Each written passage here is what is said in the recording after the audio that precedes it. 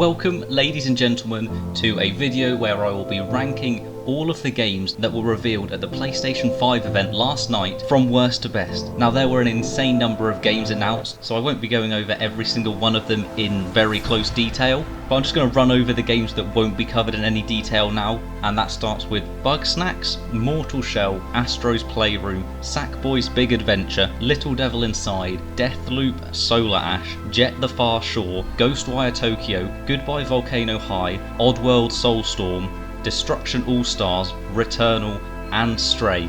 And the fact that all of those games were revealed last night and they haven't even got close to the top 10 is insane, because none of them, I didn't see any of those reveals and go, oh well, this looks like a bad game. They all look very good. They're just not ones that I saw and immediately went, oh, I'm gonna go and try and buy that as soon as I possibly can. And now more honourable mentions goes to Demon's Souls. I'm just not a fan of the From Software games, that style of gameplay. It's just not for me, and so if that style of game is for you, it will have ranked so much higher on this list, but it just wasn't for me, and I don't really have that much to say about it, having not played any of the Dark Souls and not gone and played Sekiro. Gran Turismo 7 also didn't make the top 10, purely because I've got some racing games on the Xbox One, and the extra graphics aren't what are going to sell it for me. I've got an F1 game, and I've got Forza Horizon, so PlayStation will not be the console that I go to for a racing game, even if the graphics are insane. That's not the main selling point of a racing game, and Forza's taken its gameplay and it's perfected it over the years of releasing it, and Gran Turismo just hasn't caught up in my opinion. NBA 2K21 got a tiny reveal, and while it looked impressive, there's a lot of sweat on Zion Williamson. They never show much of the game at the start. They'll show a My Career trailer normally, they haven't even gone that far here, but they won't show off the park and the neighbourhood, which is the big selling point of the game, until a month or so before release. So all I have to say about this trailer is, with that rim breaking at the end and falling to the ground, if that is a feature in NBA 2K21, then that's awesome. If that's not, then they've just led on so many people just from the trailer that is a feature that people would be very excited about returning to the game. And finally, we get to GTA 5. Again, the V stands for let's just milk this cow until it's absolutely dry. Let's give it on every single platform. I'm sure it'll be on Switch in 2025 before we even get an announcement about GTA 6. The good thing about this is that when it comes out, for the first few months, PlayStation 5 owners will be able to get this for free. However, the bad news is that that date that it comes out on is late 2021. It's not even coming out this year with the release of the PlayStation 5. They need another year for them to up the graphics of Grand Theft Auto 5, a game that's been out for so many years now that it's had upgraded versions for the last generation and now this new generation. I'd be genuinely angry about this if they were going to charge us full price for the game, but having it free for the first few months when it does eventually come to PlayStation 5 definitely sweetens the deal. And since PlayStation 5 doesn't seem to be working to play PlayStation 4s on it, it doesn't have the backwards compatible like Xbox have been planning with, it makes sense that Rockstar would still want people to be playing their game with the next generation before GTA 6 ever comes out. So now we move on to my top 10 of games, and we start off with the console itself. So I've just completely made this list null and void immediately, and yes, because it's not a game, I can't put it any higher on the list, but I also did need to talk about this. The design is divisive for sure, and my opinions are actually divided between the two consoles. I think the digital edition actually looks really great.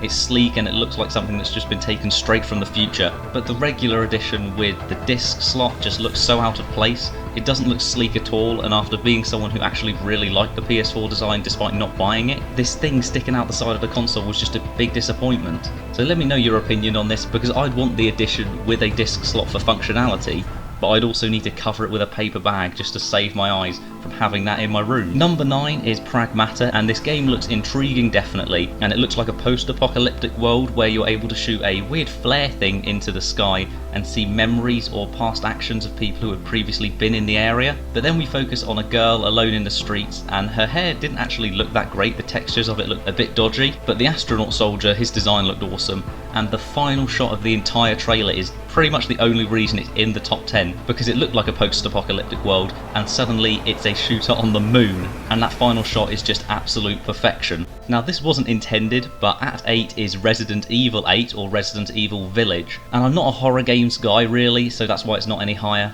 but there's a few good reasons to be excited for this. For one, the trailer looks so creepy and so good, the graphics are on point, and the decision to keep it first person is definitely the right one in my opinion. Resident Evil 7 was a true return to form for the series, and those people looking for third person Resi experiences only need to look at the Resident Evil 2 and the Resident Evil 3 remakes, which look phenomenal, and the latter was released just this year. So for fans of horror games, especially with a new Silent Hill game not being announced at this event, this is going to be a must-have. Now at 7 we have Hitman 3, undoubtedly the best sandbox games of recent memory. IO Interactive's Hitman games have been a dream come true for fans of 47 who had been left by the wayside for a while, and the blueprint of creating a huge open and detailed hub to explore while finding the cleanest or just most outrageous ways to kill your targets has led to them gaining a very dedicated fan base, and for good reason. Hitman 3 is the final release in the IO Hitman trilogy and seems to have you as Hitman getting hunted across different countries and landscapes, which from the trailer seem to include a nightclub, a massive mansion which could easily be up in Scotland, the neon-soaked streets of Tokyo or a similar city, and a massive Dubai skyscraper. At 6 we have Kena Bridge of Spirits. The last few games have boasted really realistic graphics and detailed environments, but this next entry has a much simpler art style, one that still looks sublime but also looks full of personality and charm. You seem to get a mob of little black fluffy companions who you can give instructions to and even set on enemies while you attack them with a magical bow and an endless stream of arrows. There even seems to be some darker areas and some evil monstrous creations for you to face, so I think this game is definitely going to have some more tricks up its sleeve. It's being developed by Ember Lab, and this looks like a charming adventure that could be enjoyed by all ages, and I can't wait to see it released. At 5 we have Project Athia, or Athia. This is the game that we've been shown the least of, but it immediately reminded me of that first PS5 demo that was created by Epic Games just to showcase the full power of PlayStation 5. And just by the way that the main character leaps across some rock formations with all that speed and power, and despite not knowing anything about this project and having no idea of a release date, it looks like a game that's going to showcase the power and push the PlayStation 5 to its absolute limits. Now coming in at number 4 we have Ratchet & Clank Rift Apart. Now speaking of showcasing the power of the PlayStation 5, we have Ratchet & Clank. Now if you haven't actually seen the trailer for this, you might be thinking, how can a simple platformer be the one to showcase the PS5? But with the state-of-the-art SSD on the PlayStation 5, Sony can allow any section of the game to be loaded almost instantly, which means no loading screens when travelling to any section of the map, or for Ratchet & Clank to any dimension. The title of this game is no accident, and you'll be using rifts to transport yourself to whole new realities in mere seconds, whether that's from a luscious forest full of wildlife, a neo-futuristic city, huge desert canyons, or even a pirate ship in the middle of the storm. This feature elevates the game to a whole nother level. Taking third place is Godfall, and there is really only one word to describe the trailer that we got last night, and that is epic. All of the crazy gear, epic gear and epic weapons look, well, yeah, you know. And the gameplay isn't just a usual third-person melee system that's basic like Assassin's Creed Odyssey and Origins have done. There are more awesome moves that defy what is humanly possible, and the description for the game actually just sells itself, as it reads, "You are the last of the Valorian Knights, godlike warriors able to equip Valor plates, legendary armor sets that transform wielders into unstoppable masters of melee." Now tell me that you do not want to play that game. Up at second, and possibly a surprise to some of you that it didn't take top spot, is Horizon Forbidden West, the sequel to Horizon Zero Dawn. As you can see, the game looks absolutely stunning, and had I owned a PS4 and actually played the game, then there's a chance this could have been my number 1, although that's honestly still very unlikely when you see what number 1 is. Guerrilla Games created an excellent world that they seem to have expanded here to include even a submerged city for Aloy to explore, and this is setting up to be yet another 10 out of 10 PlayStation exclusive that they keep churning out. And now, finally, we reach my number 1 most anticipated game, and if you followed this channel, you'll know that I love my superheroes, and it was one of the worst feelings when I found out that Marvel's Spider-Man was a PlayStation 4 exclusive. I watched walkthroughs of that game from the moment it was released, and it actually just felt like a TV show for me. So despite never owning a PS4, I do love that game, and the one game that could make me want a PlayStation 5 more than anything is Spider-Man 2.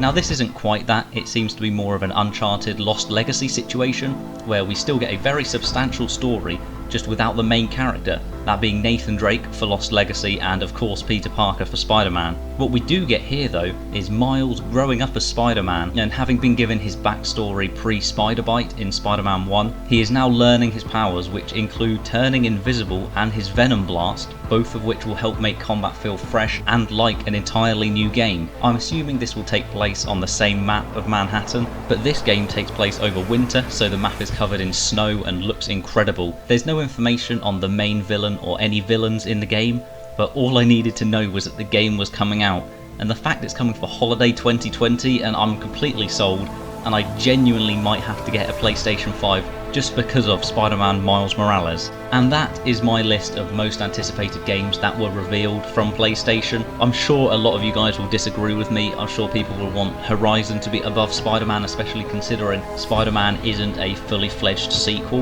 And if you've enjoyed Hitman, then Hitman 3 will be right at the top of your list, and the same goes for the Demon's Souls remake.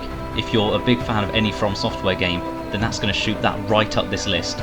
So feel free to let me know how you would revise this list in the comments. I hope you enjoyed this one. Thank you for watching, and hopefully I will see you next time.